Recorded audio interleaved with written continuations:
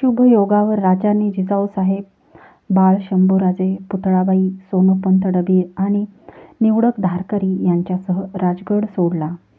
जिजाऊंना आणि सोनोपंतांना तुलादानाची कल्पना राजांनी दिली नव्हती.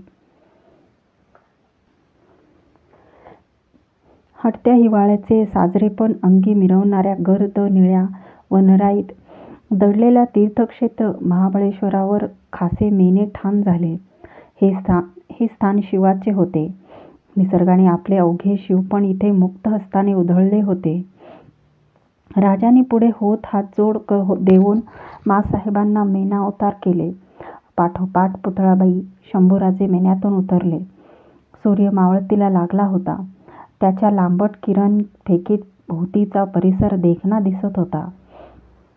शंभूराजे भोवतीच्या मुलखाचे सुरूरपण बघताच हरखून गेले. त्यांच्या उरात कसली तरी घालमेल उसळून उठू बघत होती. गरगर नजर फेकीत ते मिळेल तेवढे सारे डोळ्यात सामावून घेऊ पाहत होते. बाळराजांच्या छातीवरची कवड्यांची माळ लयीत पण वाढत्या चालीने वर खाली होऊ लागली. कानातले सोन चौकडे डुलू लागले. ही कसली उलघाड आहे त्यांचे त्यांनाच उमगेना. जखडत्या नजरेने ते सभोवती नुसते बघतच होते. त्यांना काहीतरी जाणवत होते, पण ते नीट पारखता येत नव्हते. खांद्यावर पडलेल्या हाताने आणि शंभूबाळ या साधेने ते भानावर आले. समोर आबासाहेब उभे होते. ते हसत म्हणाले, "एवढ्या रोखल्या नजरेने काय बघता आहात बाळराजे? आम्ही 2 वेळा साद घातली, तुमचं ध्यान नव्हतं." शंभूराजे हसले. शिवलिंगाच्या त्या अवघ्या मुलखाच्या रोखाने हात फिरवीत म्हणाले, "आम्ही हे सारं बघत होतो महाराज साहेब. हे डोंगर, हे आभाळ, पक्षी, झाडं आमच्याशी बोलू बघतायत असं आम्हास वाटतं." राजे ते ऐकून गंभीर झाले. बाळराजांचा खांदा थोपटीत म्हणाले, "भाग्यवान आहात. झाडापेडांची बोलभाषा कळायला योग्यच किंवा कवीचं मन लागतं. फार थोड्यांना ते मिळतं." शंभूराजांनी आबासाहेबांच्या कपाळावरच्या आडव्या शिवगंधाकडे क्षणभर बघितले. राजे बाळराजांना घेऊन तुलादानाची सिद्धता नजरेखाली घालण्यासाठी सज्जाकडे चालले. महाबळेश्वरचा पुराणा डोंगरमाथा आपली कैक सालांची समाधी भंगवून त्या दोघांचे डोळाभर दर्शन घेत होता. त्याला एक शिवयोगी आणि मराठ बोलीचा पहिला राजकवी दिसत होता. सूर्यग्रहणाचा तळमळता दिवस उगवण्याच्या खटपटीला लागला. पहाट स्नान घेतलेले राजे, पुतळाबाई, मातोश्री, आऊसाहेब, सोनोपंत डबीर आणि बाळराजे यांच्यासह सुवर्णतुलेसाठी सजलेल्या सज्जाजवळ आले. पहाट मुहूर्तावर उपाध्यायांनी तुलेच्या अंगथोर रुपेरी परड्यांची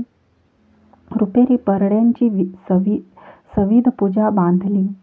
मंत्रघोष उठू लागले. जिजाबाईंच्या शिवचरणांना हात लावून राजे अदबीने म्हणाले, "माँसाहेब, चलावं, तुलादानासाठी परड्यात बैठक घ्यावी." जिजाबाईंनी क्षणभर राजांच्या डोळ्यात पाहिले आणि त्या घहिवरल्या शब्दाने बोलून गेल्या, "आमची तुला कशापायी जोखता राजे?" त्यांच्या सतेज पायावर जोडलेली नजर तशीच ठेवून राजे म्हणाले, "साक्षात सूर्यनारायणास पडणारं साकडं खुलं करण्यासाठी आपली नाही तर कोणाची तुला आम्ही जोखावी? माँसाहेब, आमची ही इच्छा आहे, चलावं." राजांनी हाताधार देत जिजाबाईंना तुलेजवळ आणले.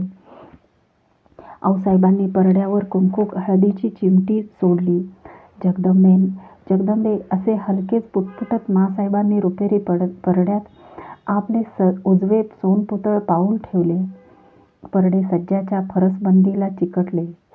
सदरेवर घ्यावी तशी बैठक माँसाहेबांनी परड्यात घेतली. मंत्रघोषाच्या गजरात तुलादानास प्रारंभ झाला. ओंजळीने राजे आणि पुतळाबाई झळझळीत सोनमोहऱ्या परड्यात सोडू लागले. थोरल्या माँसाहेबांचे पारड्यात बैठक घेतलेले आगळे रूप पाहून बाळराजांना मनोमन वाटत होते, थोरल्या आऊसाहेब अशाच एका परड्यात बसून राहाव्यात. छातीवरची कवड्यांची माळ ओळंबती सोडीत झुकणारे आबासाहेब, असेच मासाहेबांच्या जोडीने मोहरांच्या ओंजळीत दुसऱ्या परड्यात सोडीत राहावेत. भोवतीच्या पक्ष्यांचा चिवचिवाट आणि मंत्रांचा पवित्र घोष असाच जागता राहावा. मोहरा सोडीत असलेले पारडे हळूहळू दबतीला लागले. मासाहेबांनी बैठक घेतलेले पारडे सज्जांची फरसबंदी सोडून आस्ते आस्ते चढतीला लागले. ते बघताना कृतार्थ झालेल्या राजांच्या डोळ्यातून आनंदाश्रू त्यांच्या दाढीवर केव्हा उतरले ते त्यांनाही कळले नाही. उगवती पार करून आलेला सूर्य आपल्या कुलाची शान राखण्यासाठी आपल्या सतेज किरणांची ओंजळ मोहरांच्या परड्यात सोडून मोकळा झाला. मातोश्री आऊसाहेबांची तुला सर्वार्थाने सिद्ध झाली. देहझीज सोसलेल्या सोनोपंत डबेरांची ही सुवर्ण तुला राजांनी नंतर जोखली. राजांनी हस्तस्पर्श केलेली जोखल्या तुलांच्या मोहरांची तपके दान म्हणून वाटली जात होती. ते दान स्वीकारून संतुष्ट झालेला लोकसमुदाय मुक्त कंठाने गरजत होता, दे दान सुटे गिऱ्हाण, दे दान सुटे गिऱ्हाण. तो संतोषल्या मनामनांचा घोष गजर कानावर घेत घेत राजे शंभूबाळ आणि उपाध्याय यांच्यासह कृष्णा नदीच्या काठावर आले. मस्तकीचा टोप आणि अंगचा जामा त्यांनी एक तबकात उतरून ठेवला. कृष्णामाईच्या पात्राची पूजा करून कमरेला मांडचोळणा असलेले उघडे सतेज राजे पात्रात उतरले. गळ्याच्या घाटी एवढ्या पुण्यात येताच त्यांनी आपले निमुळते डोळे मिटले. तो सूर्यवंशी पुरुष श्रेष्ठ ग्रास पडू घातलेल्या सूर्याला कृष्णेच्या नितळ पाण्याने भावओंजळी अर्पू लागला. कृष्णाकाठाला बसलेले शंभूराजे महाराजा साहेबांच्या सूर्यफुलासारख्या दिसणाऱ्या मस्तकाकडे एक नजर पाहत होते. तुलादानाचा विधी आटोपला. खासे मेने महाबळेश्वर सोडून उताराला लागले. जिजाबाईंच्या मेन्यातच बाळराजे बसले होते. जिजाऊ कसल्या तरी विचारात हरवल्यागत दिसत होत्या. काही बोलत नव्हत्या. त्यांनी बोलते व्हावे म्हणून शंभूराजांनी त्यांना विचारले, थोरल्या आऊ, आपण आमच्याशी काहीच कसं बोलत नाही? आमचं काही चुकलं? नाही शंभूबाळ, राजांनी आमची तुला जोखली आणि तेव्हापासून आम्हास तुमच्या थोरल्या महाराज साहेबांनी जोखलेल्या एका तुलेची सारखी याद येते आहे. जिजाबाई शहाजीराजांच्या आठवणीने कातर झाल्यागत बोलल्या. त्यांचे शांत लांबट डोळे हरवल्यासारखे झाले. कसली तुला मासाहेब? त्याला कैक साल गुदरली. तुमचे थोरले महाराज साहेब तेव्हा मोहिमेवर होते.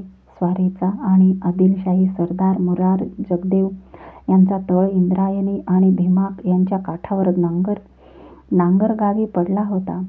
मुरार जगदेवास आपल्या बैठकीच्या हत्तीच्या बच्च्याची तुला करण्याची इच्छा झाली, पण एवढा थोर बच्चा कसा जोखावा याची उकल मात्र काही केल्या त्यास होईना.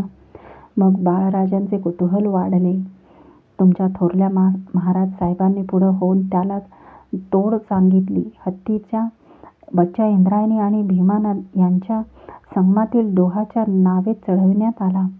त्या वजनाने नाव जेवढी डुबली तेवढ्या जागेवर खुणा करून घेतली. मग बच्चा उतरवून त्या खुणेपर्यंत नाव डुबेल एवढे दगड धोंडे नावेत चढविले आणि त्या दगडांच्या भारा इतकं सोनं नाणं दान करण्यात आलं. तेव्हापासून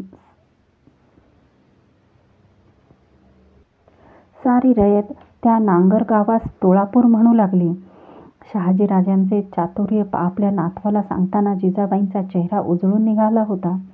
हत्तीच्या बच्च्याच्या तुलेची ती अजब कथा ऐकताना शंभूराजांच्या डोळ्यासमोर एक दृश्य स्पष्ट खडे ठाकले. त्यांना मनोमनी ते फार आवडले. ते चित्र म्हणजे इंद्रायणी आणि भीमा या नद्यांचा संगम. त्या संगमाच्या डोहावर हिंदोळणारी भली थोरली नाव आणि त्या नावेत चढवलेला हत्तीचा भला मोठा बच्चा. महाबळेश्वराहून भोसले मंडळी राजगडी आले. मालवणहून जलदुर्ग पुरा झाल्याची वर्दी आली होती. राजांच्या मनी कर्नाटक प्रांतावर आरमारी स्वारी करण्याचा मनसुबा घर करीत होता. पण ते राजगड सोडू शकत नव्हते, कारण शहाजीराजांचे वर्षश्राद्ध तोंडावर आले होते. प्रभाकर भटांना राजांनी वर्षश्राद्धाची सारी तयारी करण्यास सांगितले. प्रभाकर भटांनी गरुड पुराण आणि रामायणाच्या उत्तरकांडाप्रमाणे वर्षश्राद्धाची सारी तयारी केली.